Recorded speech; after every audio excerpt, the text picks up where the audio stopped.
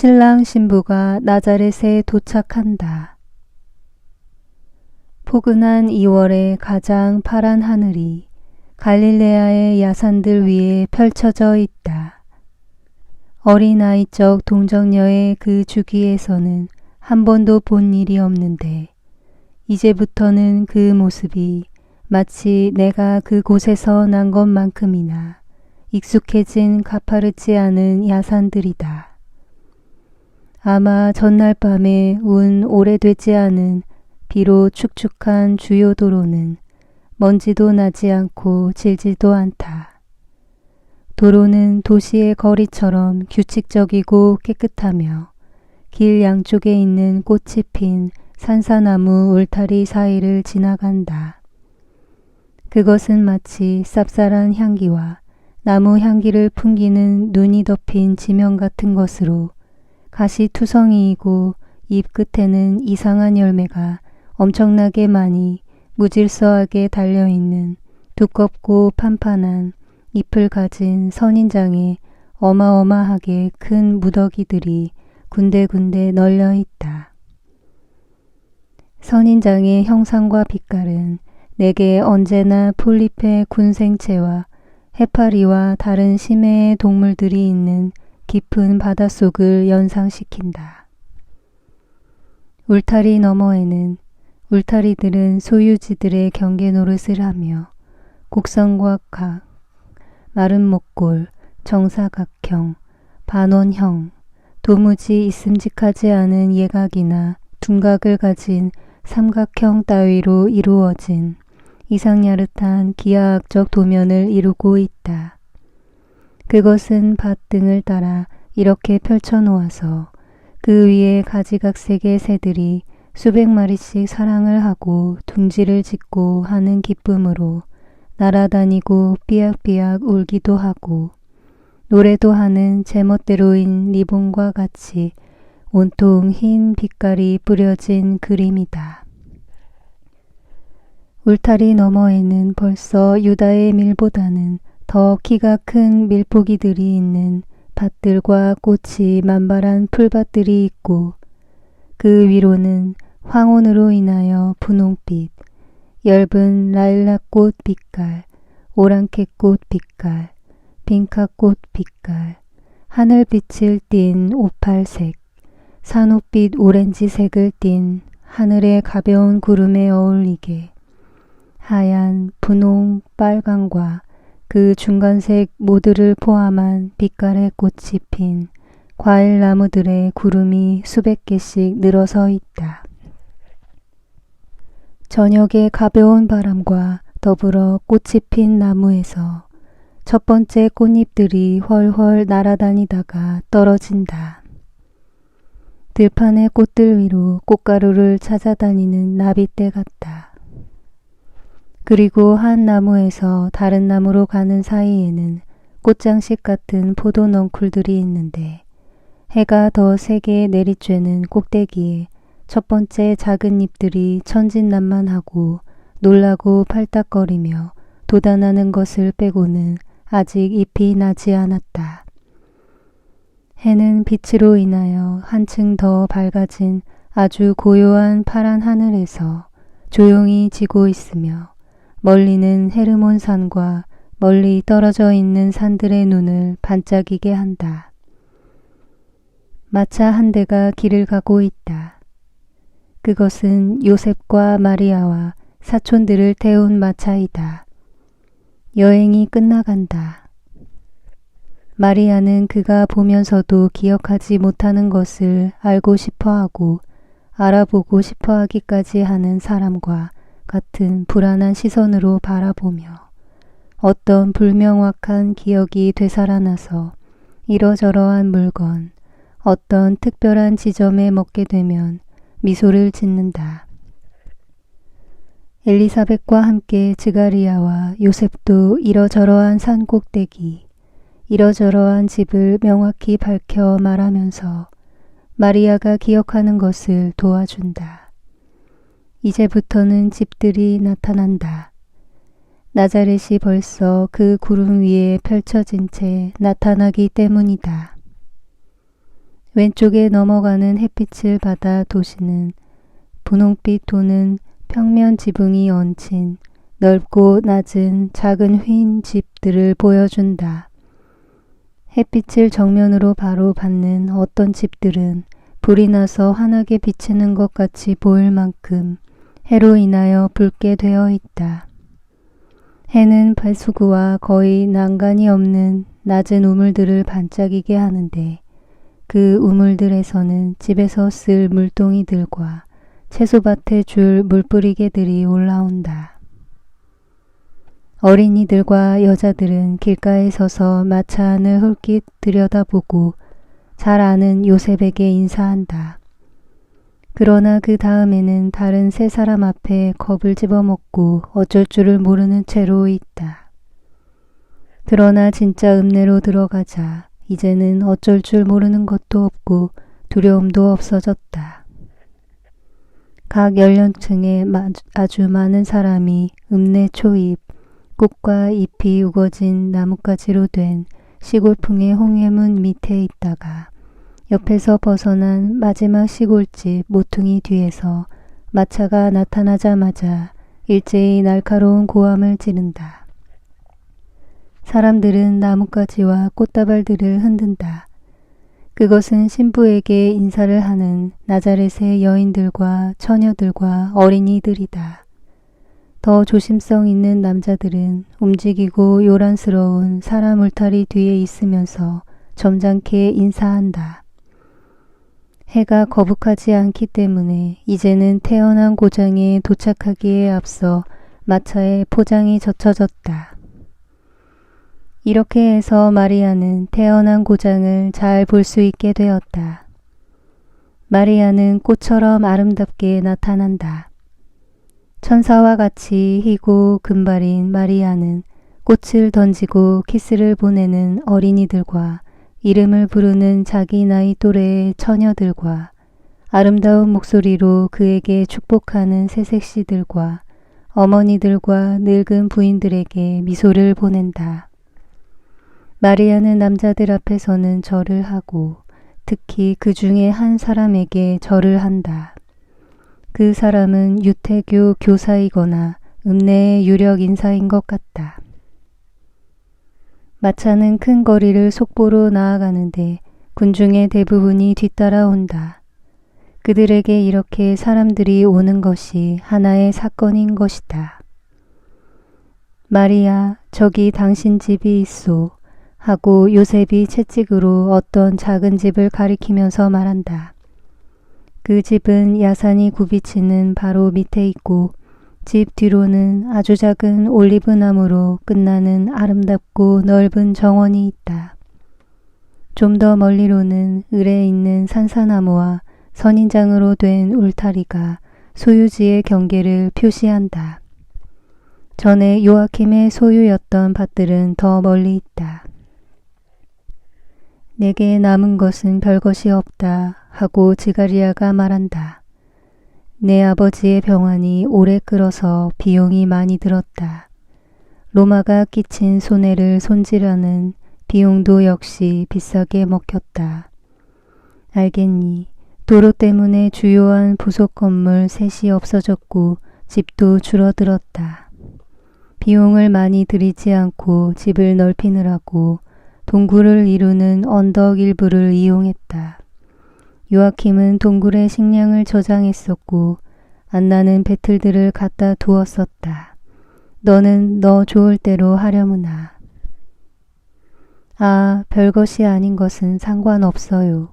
그것이면 언제나 넉넉해요. 저는 일을 할 거예요. 안 돼요, 마리아. 이것은 요셉의 말이다. 일은 내가 할 거요. 당신은 집안에서 옷가지나 챙기고 바느질이나 해요. 나는 젊고 힘이 세고 또 당신 남편이요. 당신이 일하는 것으로 내 자존심을 해치지 마시오. 당신이 하라는 대로 하겠어요. 옳소, 이 문제는 내 뜻대로요. 나머지 모든 일에는 당신의 소원이 절대적이요. 그러나 이 문제에서만은 아니요. 그들은 도착하였다. 마차가 멎었다. 각기 40살과 50살쯤 된 두 여자와 두 남자가 많은 어린이들과 젊은이들과 같이 문 가까이에 있다.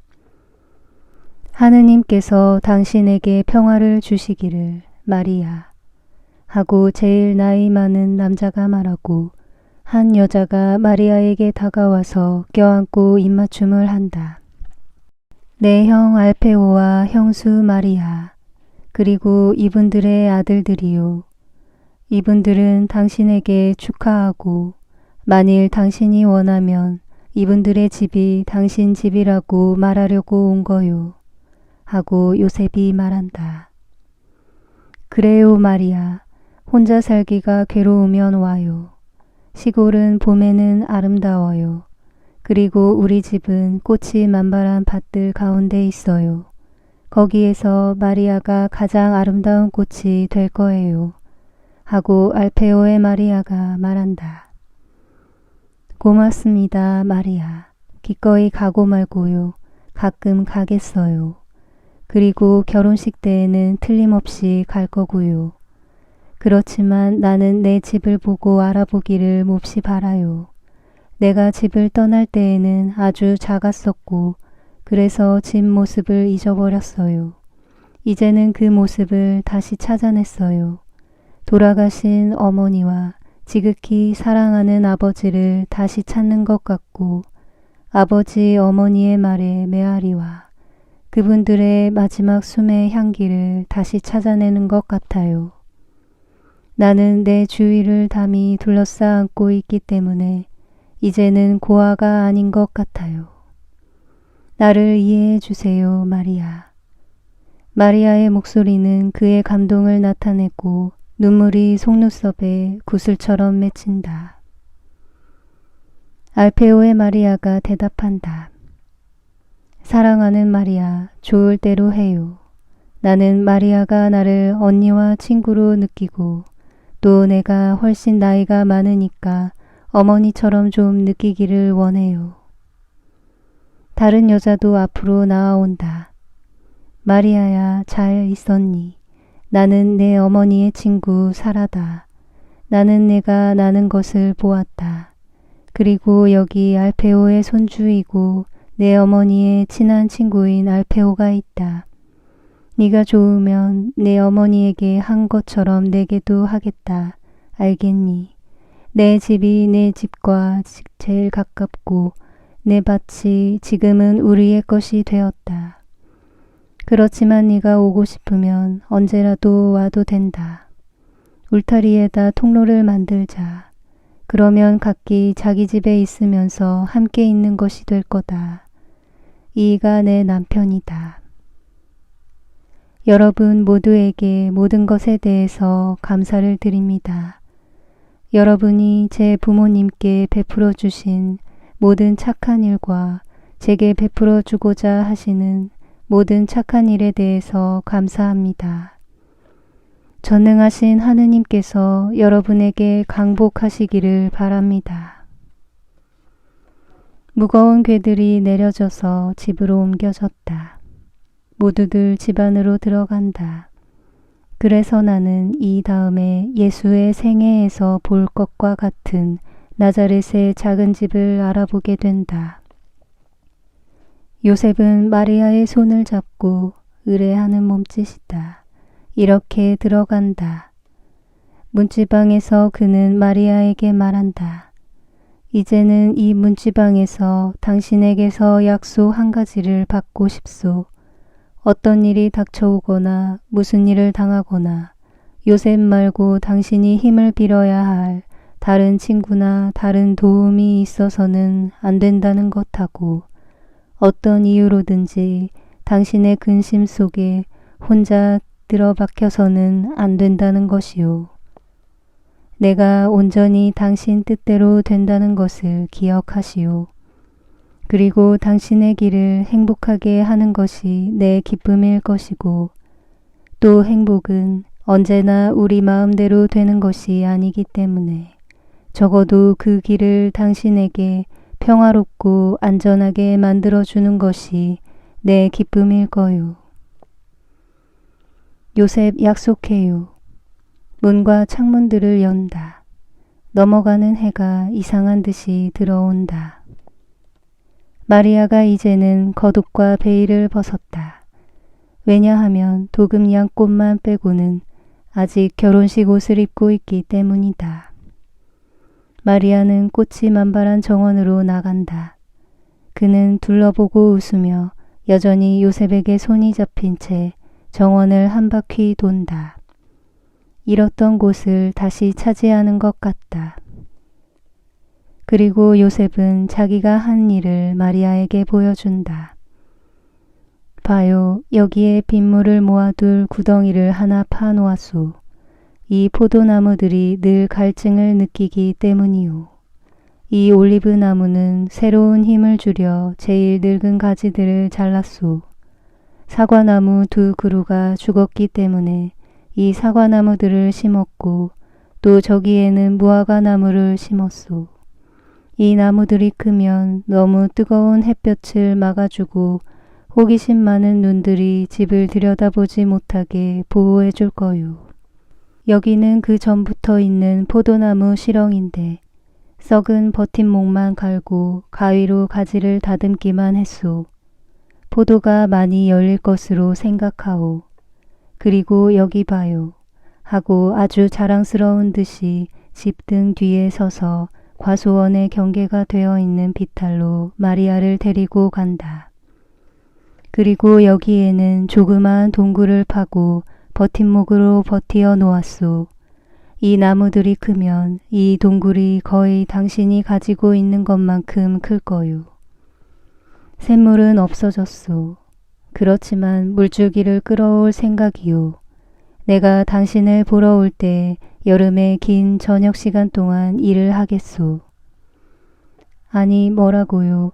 하고 알페오가 말한다. 너희들 올 여름에 결혼을 하는 것 아니냐.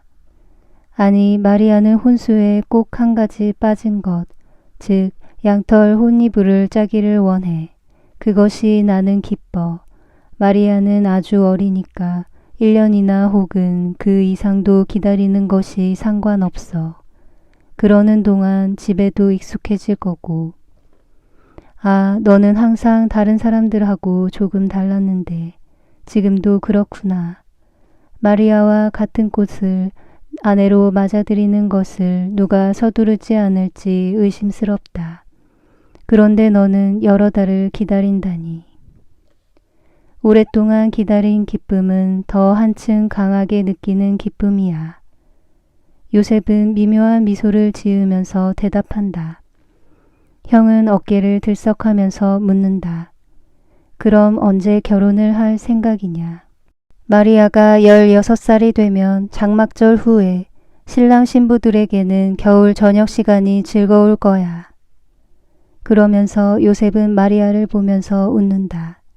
즐거움이 넘치는 비밀 협정, 위로가 되는 형제적인 순결의 협정을 담은 미소이다. 그런 다음 다시 정원 돕는 일을 계속한다. 여기는 작은 언덕에 있는 방이요. 당신이 좋다면 내가 왔을 때 내 작업장을 만들겠소.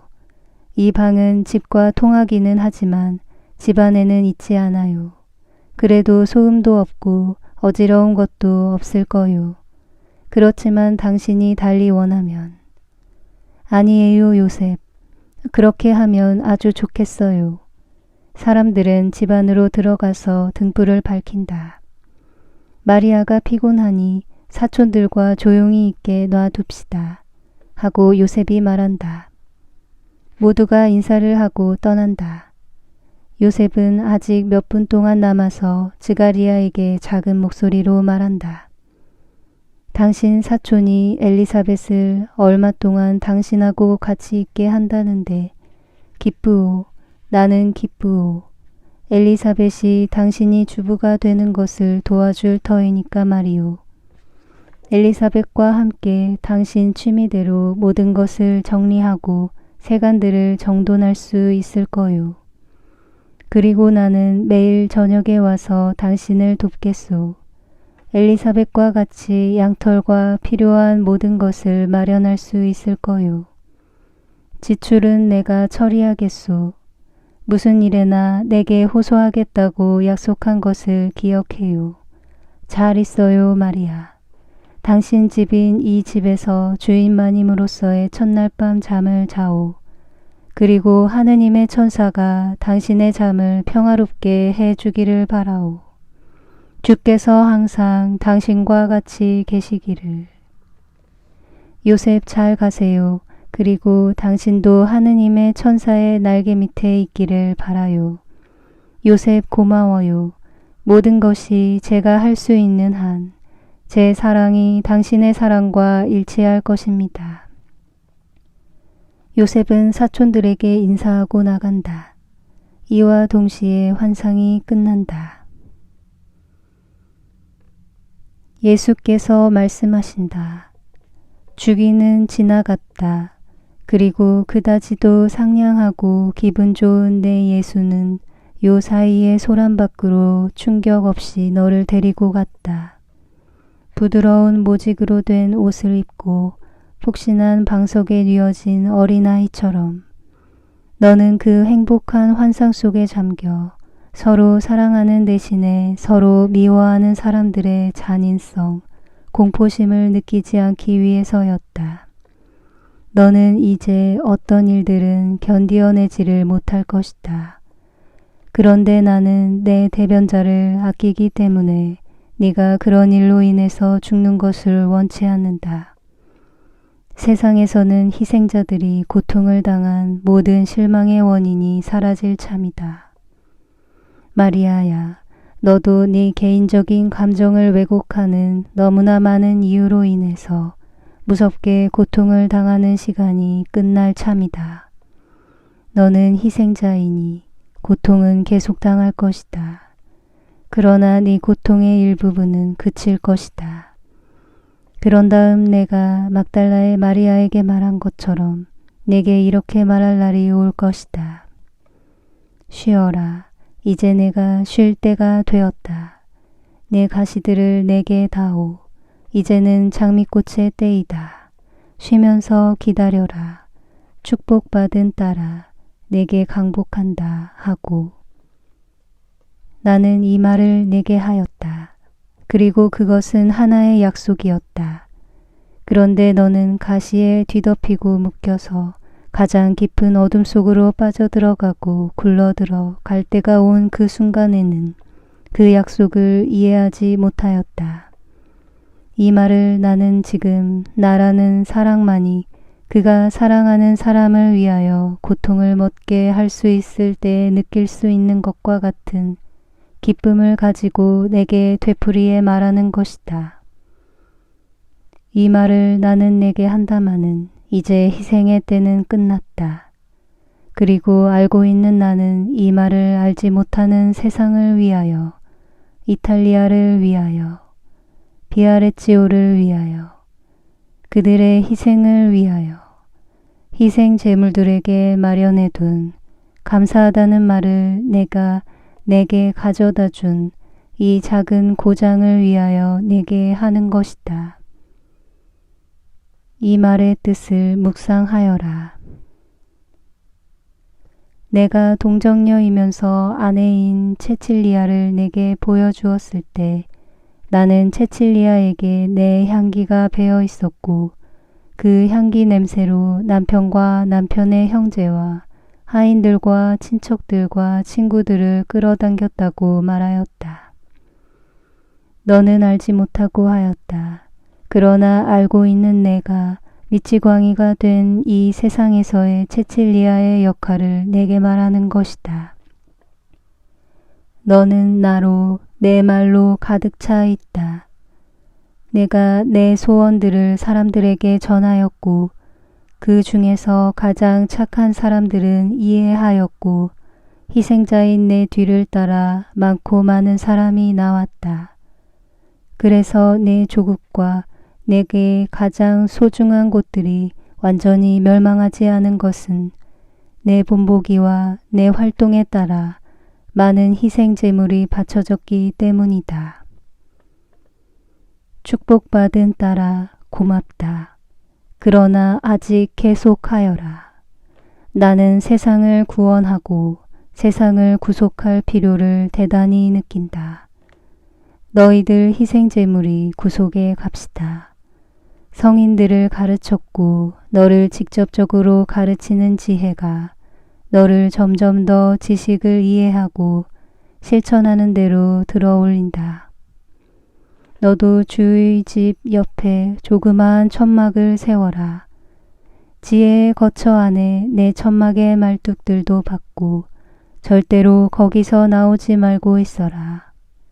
너는 꽃이 핀 나뭇가지 사이에 있는 새와 같이 주의 보호 아래 쉴 것이고 주께서는 너를 모든 정신적인 기후불순에서 보호해 주실 것이며 너는 하느님의 영광의 빛 속에 있을 것이다. 거기에서는 너를 위하여 평화와 진리의 말씀이 내려올 것이다. 평안히 가거라. 축복받은 딸아, 내게 강복한다. 바로 뒤에 동정녀 마리아께서 이렇게 말씀하신다. 엄마 성모님에게서 마리아 발도르타에게 주기를 위한 선물을 보낸다. 여러 가지 선물이다. 그리고 선물들 가운데 혹 가시가 있더라도 그만큼 사랑하신 일이 별로 없을 만큼 너를 사랑하신 주님을 원망하지 말아라. 내가 처음에 내게 이렇게 말했었지. 내게 대해서 써라. 어떤 수고에도 위로를 얻을 것이다 하고. 이것이 사실이라는 것을 너는 알게 되었다. 이 선물은 이 혼란한 시대를 위하여 너에게 마련한 것이다. 우리는 정신만을 돌보지 않고 정신이 그 사명을 다할 수 있게 하기 위하여 정신을 지배하지 않고 오히려 정신에 유익한 하녀 노릇을 하는 물질에 대해서도 마음을 쓸 줄 안다. 내게는 참으로 아버지이시고 인간적인 의미로도 다정스러운 아버지이시며 내가 보면 무서워할 것을 내게 감추시기 위해 감미롭고 황홀하게 해 주시는 지극히 높으신 분께 감사하여라. 나를 점점 더 사랑해라. 나는 너를 내 어릴 적의 비밀 속으로 데리고 갔다. 이제 너는 엄마에 대해서 다 알고 있다. 딸처럼 희생의 운명으로는 자매처럼 나를 사랑해라. 그리고 아버지 하느님, 아들 하느님, 성령 하느님을 완전한 사랑으로 사랑해라. 아버지와 아들과 성령의 강복이 내 손을 거치며 내게 대한 어머니로서의 내 사랑의 향기를 머금고 내게로 내려가 머물기를 바란다. 초자연적으로 행복하여라.